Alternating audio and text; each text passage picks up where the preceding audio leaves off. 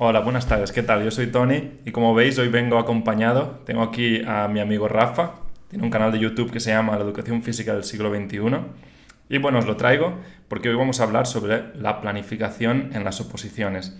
Veremos cómo se planificó él, cómo me planifiqué yo en las dos oposiciones que hemos hecho cada uno y qué planes tiene Rafa para sus futuras oposiciones el año que viene en Cataluña. Así que Rafa, ¿cómo estás? ¿Todo bien? Muy bien, tío. La verdad es que muchas gracias por invitarme a tu canal. Eh, Creo que eres la primera persona que me ha invitado a un canal. O sea, aunque está en mi casa. Pero bueno, Bueno, es un sí. poquito así raro, pero sí. Sí, Rafa es amigo mío de hace un par de años y bueno, hemos quedado y hemos pensado, él tiene un canal muy grande de educación física, que os lo dejaré obviamente en la descripción todo, y nada, habíamos pensado en cómo nos íbamos a planificar. De hecho, tenemos la parte uno en su canal, en que hemos hablado de diferentes aspectos, obviamente todo sobre oposiciones. Y bueno, vamos a ver cómo se prepara un opositor de educación física y cómo se prepara un opositor para lengua extranjera inglés, ¿vale? Entonces, si quieres empiezo yo, Rafa, con la Vale, tío. planificación. Sí, claro, totalmente. Empieza.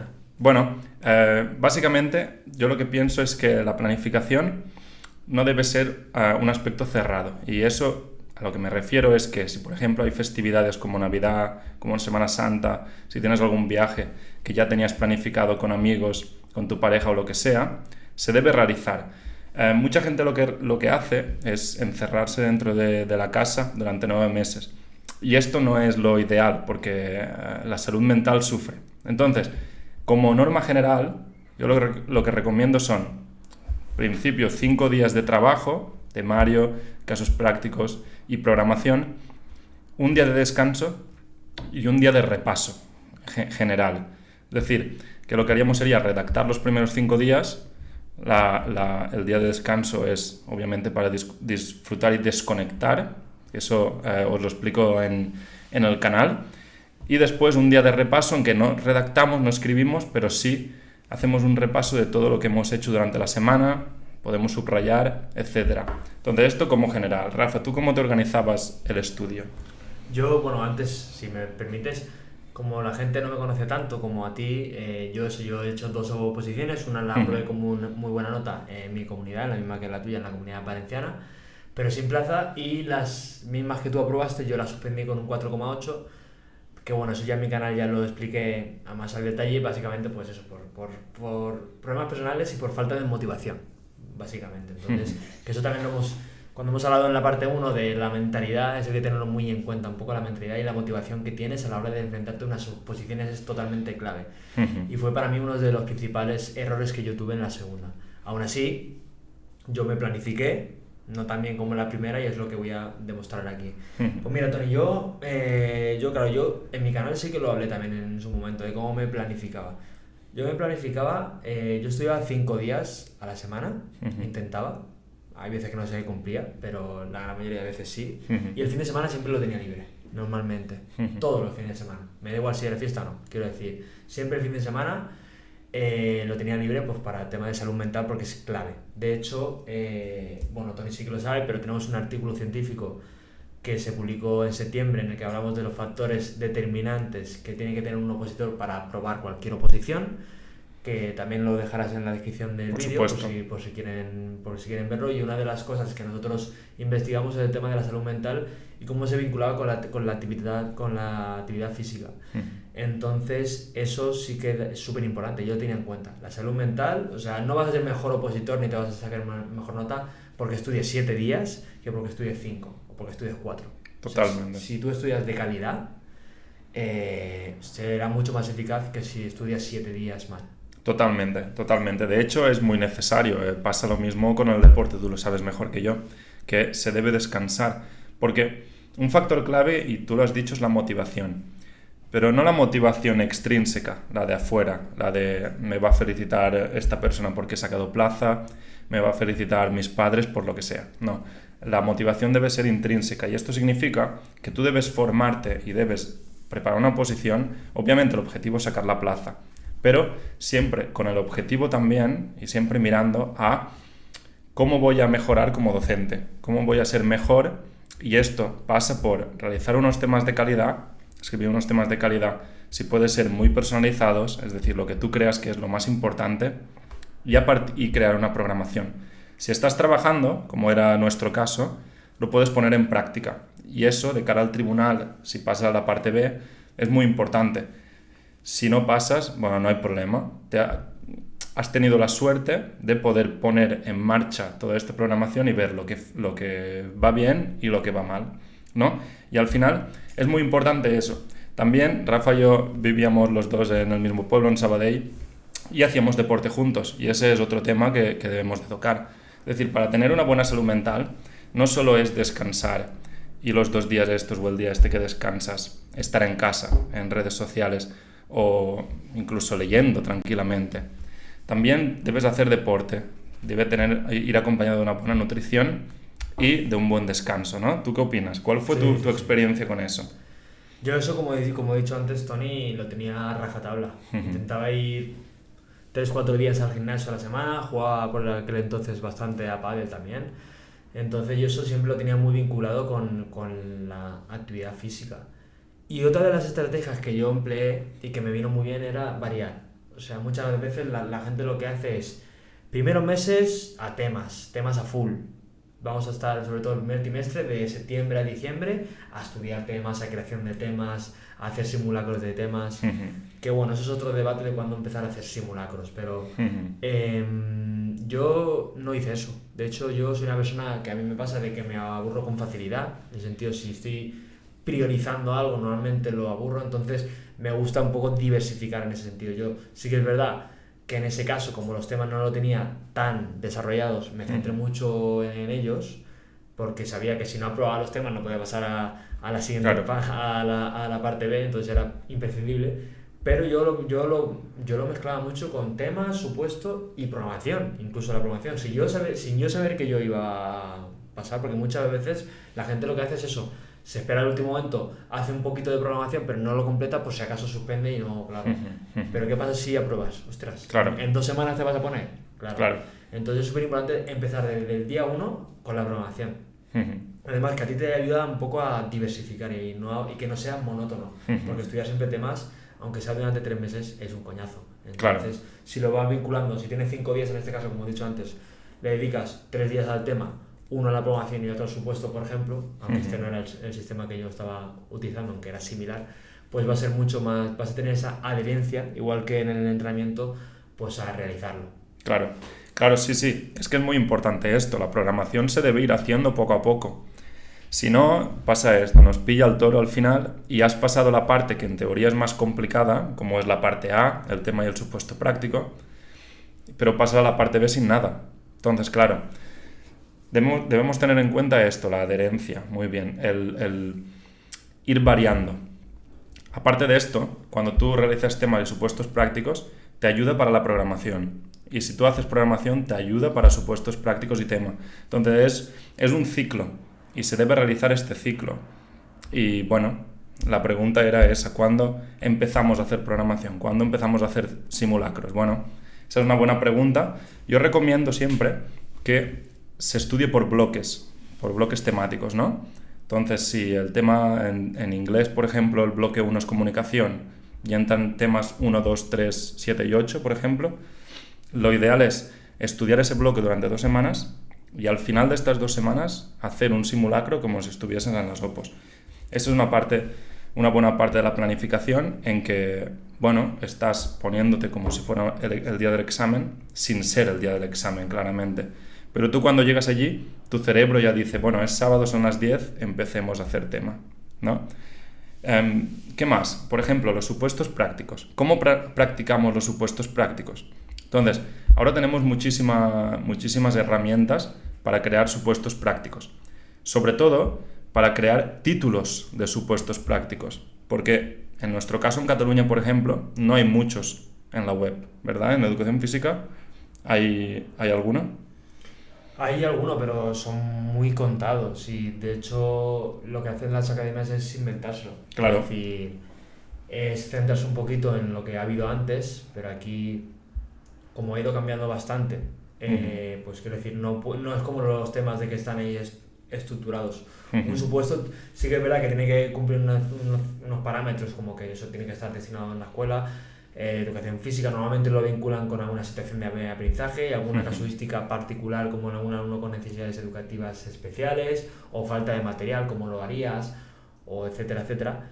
Pero que no tenemos así dentro de la web un compendio de 100 supuestos. Quiero decir, eso. Claro. El ChatGPT, por ejemplo, yo no lo he utilizado, eso sí que es verdad, para el tema de los supuestos, pero dicen que es una muy buena herramienta para generar supuestos. Tú le dices una serie de prompts de, bueno, quiero hacer un supuesto de educación física con una serie de parámetros y él te puede crear como 10, 15 que tú luego puedes redactar y que no voy a decir que son iguales, porque obviamente no va a ser, pero pueden ser similares a lo que tú te vas a encontrar. Claro. Porque una de las importantes, y ahora también que has dicho lo de los temas, yo también comparto eso con lo de los bloques, ¿vale?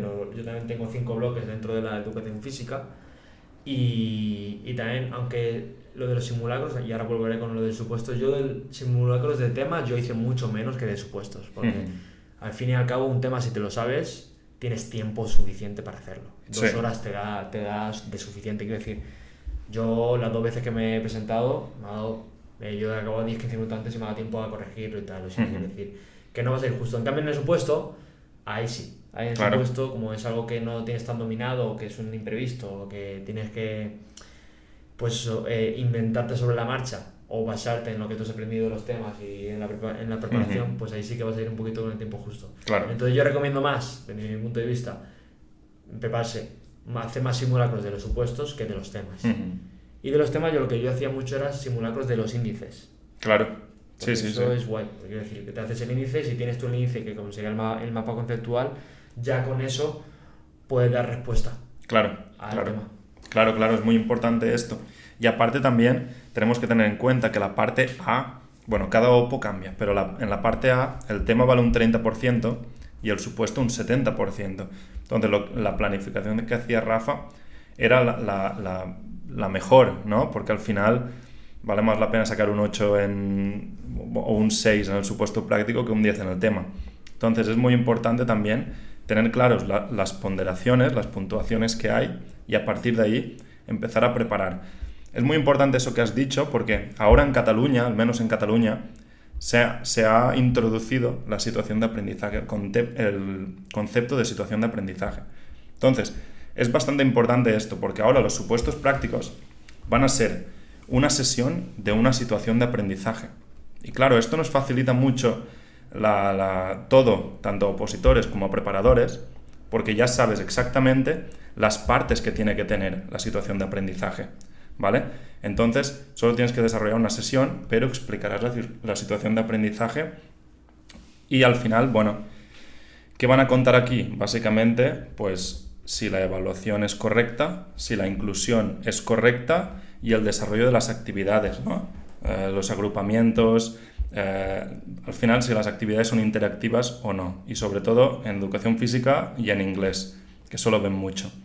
Entonces, esto es muy importante porque sobre todo los supuestos van a ayudarnos mucho en nuestro día a día en las clases. Anteriormente lo que se hacían eran preguntas sueltas, que eso se sigue haciendo en secundaria, en que tienen 3 horas, la primera hora se dedican a las preguntas sueltas y las otras 2 horas se dedican a desarrollar la situación de aprendizaje, de la sesión. Entonces, bueno, es importante tener en cuenta esto. Y a nivel de situaciones de aprendizaje, ¿cuándo deberíamos empezar a crear situaciones de aprendizaje? ¿Tú qué crees? Yo... O sea, ¿qué haces antes, la programación o las situaciones de aprendizaje tú? La programación. Vale. Sí, porque de hecho tiene sentido, porque antes de crear la situación de aprendizaje tienes que saber en qué contexto. Bueno, sí, el contexto, vas a trabajar. Quiero decir, a lo mejor no hace falta que hagas la programación entera. Yo lo hacía paralelamente, pero sí que es verdad, yo empecé primero la programación y una vez que tenía un poquito la introducción en qué colegio lo iba a hacer, el alumnado cómo era, qué alumnos tenían con necesidades educativas y todo eso, pues ya me puse a trabajar en situaciones de aprendizaje. Y también iba mezclando un poquito. Si estaba un poquito aburrido de la programación, pues me iba a las situaciones de aprendizaje. Por ejemplo, si era por la mañana, que estoy más espabilado que por la tarde, pues hago situaciones de aprendizaje porque la programación es algo más digamos, mecánico, porque Mm. pues eso, ¿no? Son cosas que nosotros hacemos, pero en la situación de aprendizaje, si queremos que sean significativas, innovadoras y creativas, tenemos que pensar en cómo estructurarlo bien. Entonces eso también son pequeñas estrategias dentro de la gran estrategia que tenemos cada uno. Claro.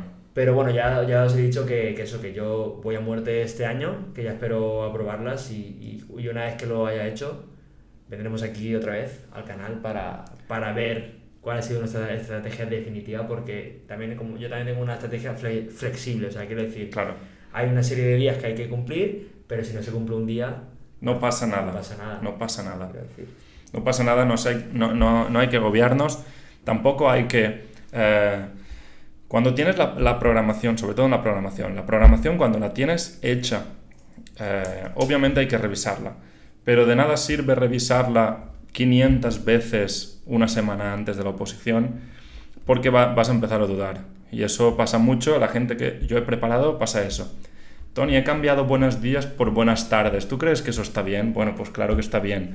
Pero quiero decir que muchas veces, a mí también me ha pasado y seguramente a Rafa también, pues dudamos porque es un proceso competitivo. Al final, quien aprueba tiene posibilidad de sacar plaza, quien no. Entonces, claro, es normal dudar, pero también es cierto que debemos de estar tranquilos y confiar que lo que hemos programado, lo hemos programado bien. Y sobre todo, bueno, si es necesario que os guíen, buscar a un preparador o a una academia, yo siempre recomiendo un preparador, para que te guíen el proceso, una persona que ya haya pasado por ahí, sepa sobre currículum y sepa sobre, bueno, las partes de la programación, cómo estructurarlas. ¿No, Rafa? ¿Tú has seguido con un preparador o...? Sí, yo siempre. Bueno, el año pasado no, pero... Fuiste por libre. Sí, el ¿Vale? primer año sí que fui con un preparador, que fueron un total de casi 3 años, 2 años y medio, preparándome. Y este año que viene voy con un preparador, porque creo que es, no voy a decir indispensable, porque mucha gente aprueba sin preparador, pero sí que es verdad que te ayuda mucho a, pues igual que un entrenador, te ayuda un poco a cumplir, a orientarte, porque es una de las cosas negativas, y que lo decimos aquí, que las oposiciones son opacas y no te dicen cómo te tienes que preparar. Eso sí que es verdad que es uno de los fallos más grandes, porque te dejan un poco ahí, te dan, pues eso, ¿no? En la convocatoria se explica lo que tiene que tener, pero claro, si no conoces sobre el tema te vas a tener que formar tú, por tu cuenta. Claro. Entonces no hay ningún curso gratuito de oposiciones así para probar, de momento no hay. Entonces mucha gente recurre a academias preparador porque te ayuda sobre todo a guiarte en este proceso, y que al inicio, o en mi caso, que yo ya soy un opositor experimentado, me ayuda a mí a cumplir lo que tengo que hacer y a guiarme, en este caso, en mi proceso de las oposiciones. Claro. Entonces, Tony, yo creo que sí. Que se necesita alguien que te guíe, sobre todo si acabas de salir de la universidad, porque desgraciadamente, al menos en mi caso, no nos enseñaron a programar. Y de todas formas, aunque te enseñen a programar, yo salí de la universidad en 2021 y ha cambiado totalmente el currículum desde 2021, hace 3 años. Entonces, es mejor que alguien te guíe. A partir de cuando ya llevas un par de años, ya conoces un poco más el currículum y tal, a lo mejor el preparador puede servirte ya al final. Corregir errores, ver qué está correcto, qué está incorrecto, desde su perspectiva, claramente. Y al final, pues, intentar que todo vaya mejor, ¿no? Intentar buscar a un profesional y que te guíe al final. Pero si acabas de salir de la universidad o es la primera vez que opositas, lo mejor es buscar a alguien que sepa. ¿Por qué no decimos academias? ¿Por qué crees tú que un preparador es preferible a una academia? ¿O crees que un preparador es preferible a una academia? Sí, porque te guía más en el proceso y es más personal. Es un preparador que está por ti, y una academia es un conjunto de personas que es más relacionado con una empresa. Entonces no va a ser... Seguramente una academia tenga más trayectoria que un preparador. Sí. Y más aprobados, por supuesto que sí. Pero un preparador yo lo prefiero porque tiene esa visión más cercana y más personal. Y aunque también es verdad, y también lo voy a decir aquí, que un preparador es un poquito más caro que una academia muchas veces, o están por la par, ¿vale? Pero yo lo prefiero sobre todo por lo que te he dicho, Tony, porque esa parte más personal, más humana lo tienes. En cambio con una academia, bueno, lo puedes tener, pero no llega a ese punto. Muy bien. Bueno, pues yo creo que ya ha quedado un poco claro cómo nos hemos planificado. Quiero agradecer otra vez a Rafa por pasarse por mi canal. Creo que es un gran profesional y bueno, seguro que el año que viene va a aprobar oposiciones con una plaza. Eso ya, a tope. Y nada, bueno, ya está. Dejad en comentarios qué es lo que más os cuesta al planificar. Ya sabéis que estoy preparando a gente para primaria inglés y inglés secundaria, así que si necesitáis cualquier cosa, debéis de rellenar el formulario que tenemos en la descripción, ¿vale? Os dejaré todo lo relacionado con Rafa también en la descripción, tanto su estudio como sus redes, como su canal de YouTube, porque hace vídeos muy buenos, no solo de educación física, también se centra en educación en general. Y nada más. Rafa, muchas gracias por venir. Muchas gracias, tío. Y nos vemos en la próxima. Hasta luego.